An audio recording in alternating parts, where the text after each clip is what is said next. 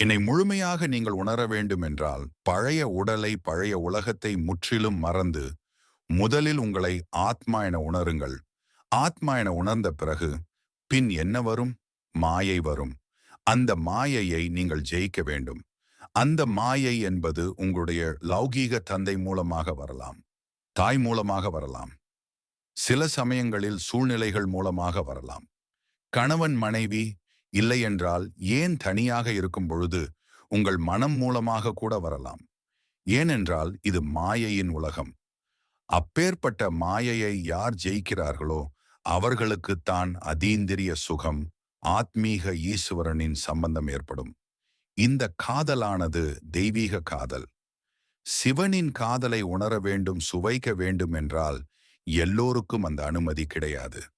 108 மணிமாலை மட்டுமே என் அருகில் வருவார்கள். என்னை முழுமையாக ஸ்வீகாரம் செய்வார்கள். என்னை முழுமையாக புரிந்து கொள்வார்கள். அதற்கு நீங்கள் முதலில் நான் சொன்னதை செய்ய வேண்டும். பிறகு என்னிடம் வந்து கேளுங்கள், நீங்கள் ஏன் பாபா நான் சொன்னதை செய்யவில்லை என்று. குழந்தைகள் சொல்வதை நான் செய்ய வேண்டும் என்றால், நான் சொல்வதை நீங்கள் முதலில் செய்யுங்கள். பிறகு உங்களுக்கு பரிசு கிடைக்கும். அந்த பரிசை வைத்து உலகத்தின் காரியத்திற்காக உபயோகப்படுத்தினீர்கள் என்றால், உங்களுக்கு 21 பிறவிகளுக்கு மட்டுமல்லாமல் முழு கல்பத்திலும் 3/4 பங்கு சுகம் நான் தருகிறேன்.